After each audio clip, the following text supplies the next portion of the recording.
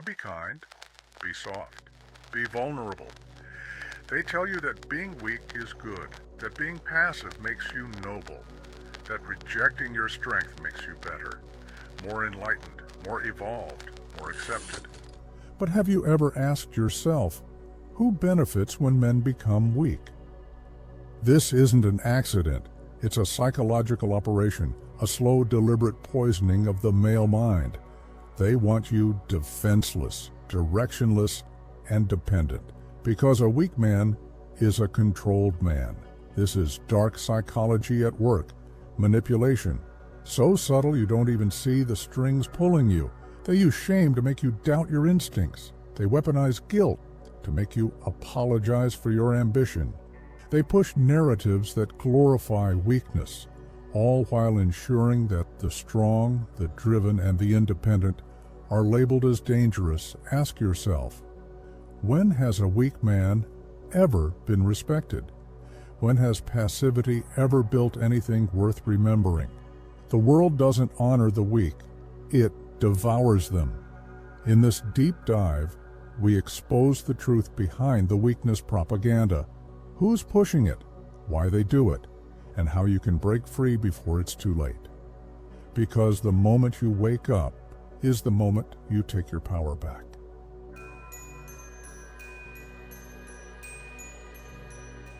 They told you that being soft is noble, that keeping your head down, avoiding conflict, and being agreeable makes you a good person. You were taught that strength is dangerous, that ambition is selfish, and that asserting yourself makes you toxic. And so you believed them. You shrank yourself. You muted your voice. You let others dictate your choices. But here's the truth. They never wanted you to be good. They wanted you to be weak, the hidden agenda. Why they promote weakness? This isn't an accident. There's a psychological strategy behind it, one that benefits the powerful at the cost of the ordinary man. Weakness is useful for control. A man who lacks strength, physically, mentally, and emotionally, can be easily manipulated. Dark psychology thrives on learned helplessness, a state where a person accepts oppression instead of resisting it. Think about it. When a man is weak, he doesn't question orders. He doesn't challenge authority. He seeks approval rather than dominance. He apologizes for existing. This is exactly what they want. Governments, corporations, and the media benefit when men become passive. It keeps the system running smoothly, without rebellion, without resistance, without risk. A weak man's fate, the slow destruction. Let's be brutally honest. What happens to a weak man? He struggles in relationships because women don't respect him. He is overlooked at work because he doesn't command presence. He is ignored by society because he blends into the background, never making an impact. And worse, he begins to hate himself. He watches stronger men achieve what he cannot. He feels bitterness, but lacks the power to change. He drowns in self-doubt, numbing the pain with distractions, porn, video games, mindless entertainment. He lives in quiet desperation, waiting for life to hand him something. But it never does, because life doesn't reward weakness. It punishes it. The truth they don't want you to know. Strength isn't about harming others. It's about protecting yourself, your values, and your future. Those who demonize power aren't doing it for morality. They're doing it for control. The moment you realize this, you start to wake up. And when you wake up, you stop playing their game. You stop apologizing. You start building strength instead of suppressing it. Because in the real world, only the strong survive.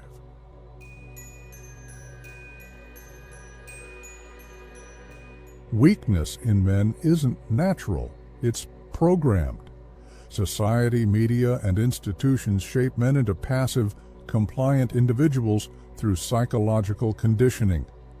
Guilt and shame tactics push them to suppress their assertiveness, making them easier to exploit.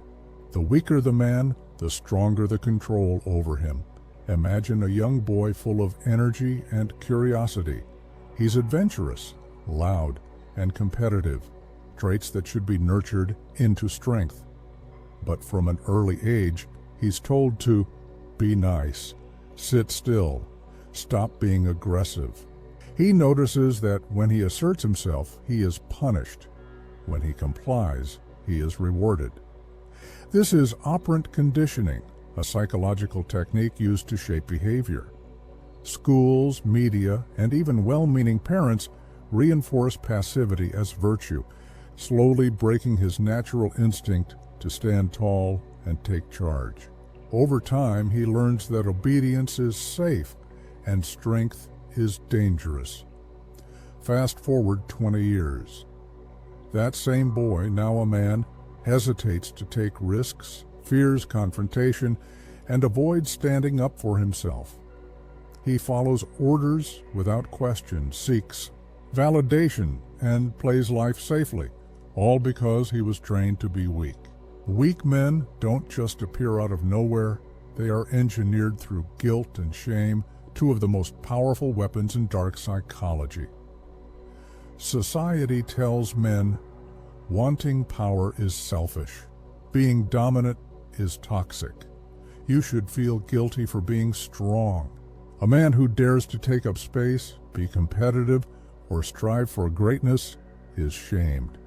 He is called arrogant, problematic, or even dangerous. The goal? To make him feel so guilty about his natural masculine instincts that he castrates himself mentally, choosing weakness just to avoid criticism. This is a classic psychological trick. Convince someone that their strength is a flaw, and they will destroy themselves for you.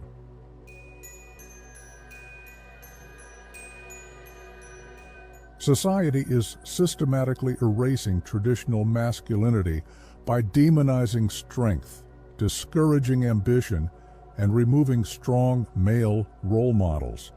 This is not accidental. It's a deliberate effort to weaken men and make them more compliant. When men lose their confidence and drive, they become easier to control. Demonizing strength, the toxic masculinity narrative. In the past, masculinity was associated with leadership, resilience, and protection. Today, those same qualities are labeled as toxic or oppressive. Assertiveness is reframed as aggression, ambition is called greed, and discipline is seen as rigid or outdated. Men are constantly told to be softer, quieter, and more emotionally vulnerable, but this has little to do with genuine emotional health. Instead, it conditions men to reject strength and embrace weakness. A world where men feel guilty for their natural instincts is a world where men no longer stand up for themselves. The rise of mediocrity. Weakness is rewarded, strength is punished. Modern culture promotes comfort over discipline, safety over risk, and passivity over action. The school system discourages competition, workplaces push compliance over critical thinking, and social movements punish those who strive for more. The result? Men who settle for less, accept mediocrity, and stop striving for greatness. The ambitious man is called selfish. The disciplined man is too serious. The strong man is intimidating. This social shift ensures that only the weak are uplifted while the strong are shamed, erasing male leadership. The attack on role models. Strong. Men used to be icons of inspiration, warriors, leaders, inventors, and visionaries. Now, those figures are being removed, rewritten, or demonized. In movies and media, masculine men are portrayed as villains, while weak and submissive men are shown as enlightened. Fatherhood, once respected, is now mocked. The traditional leader and provider role is ridiculed. Without strong role models, young men are left lost, confused, and uncertain of their purpose.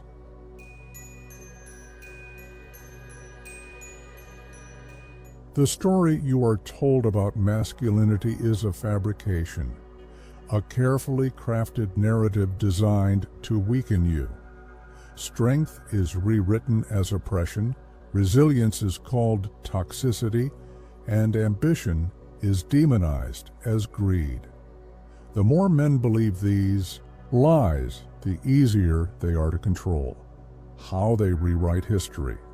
Strong men built civilizations, fought wars, and led revolutions. But today, they are painted as villains. History is rewritten to glorify weakness and condemn strength. Instead of honoring the great men who shaped the world, society fixates on their flaws, stripping them of their legacy. The goal? To erase powerful male role models, leaving nothing for men to aspire to. Hollywood and the weak man fantasy. Entertainment is one of the most powerful tools of persuasion, and it has been weaponized against masculinity. Look at modern movies and TV shows. How often do you see a strong, competent, and unapologetic man? Instead, you are fed the image of the passive, clueless, submissive male, often overshadowed by stronger figures. This is not an accident. The weak man is harmless, non-threatening, and easy to manipulate. By glorifying him, society teaches men that being soft, indecisive, and dependent is the new ideal. And those who refuse to conform, they are labeled as outdated, aggressive, or dangerous. Social engineering at play. Weakness is not just promoted, it is systematically enforced. Media, education, and corporate culture push men towards self-doubt and compliance. Assertiveness is rebranded as arrogance, competitiveness as selfishness, and strength as toxicity. This is social engineering at its finest, convincing men to dismantle their own power. The goal is simple. A society of weak men is a society that cannot resist. When men are stripped of their strength, they no longer challenge authority, defend their families, or demand respect. They become dependent, distracted, and easily led, exactly what those in power want. Subscribe now, because in the next part of this video, you'll discover the essential tools to resist and overcome the forces trying to keep you weak.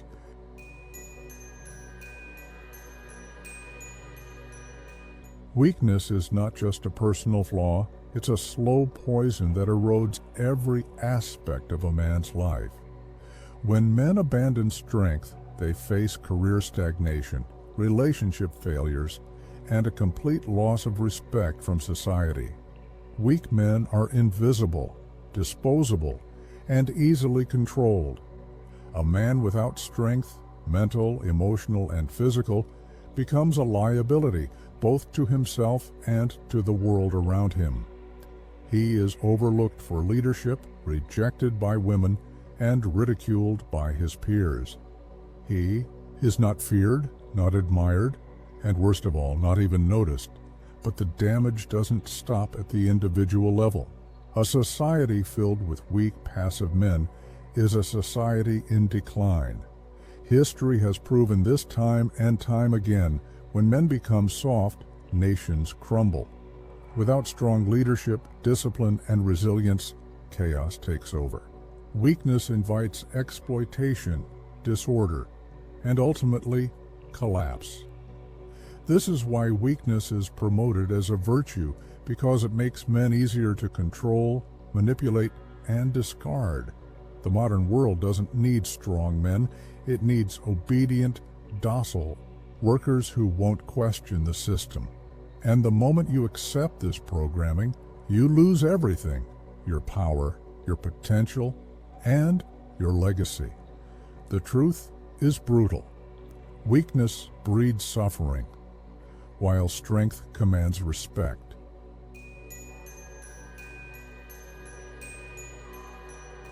To break free from this programming, men must actively reclaim their strength in 3 key areas: mental, physical, and strategic power. The dark side of strength. Understand power dynamics. Power isn't just about brute force, it's about understanding how the world works. Those who demonize strength do so because they fear those who are in control.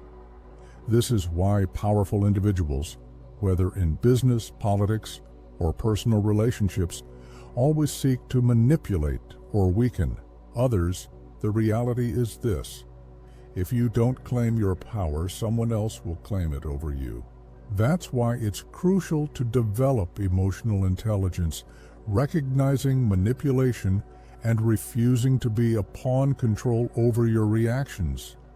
Weak men are easily provoked, strong men remain unshaken. Assertiveness, speaking with confidence, and commanding respect. Building mental and physical fortitude. Strength isn't just in the body, it starts in the mind. A weak mindset leads to a weak life.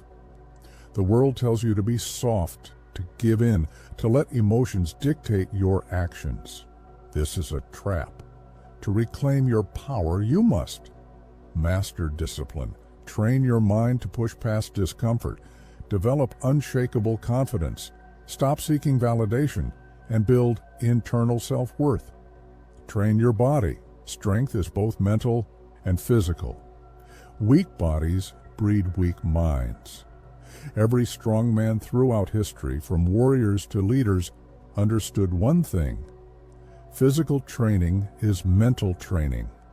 When you develop physical strength, you naturally gain resilience, self-control, and dominance, becoming dangerous, not destructive. Strength isn't about chaos, it's about control. A truly powerful man isn't reckless. He's disciplined, intelligent, and precise in his actions. Weak men act out of insecurity. Strong men move with purpose.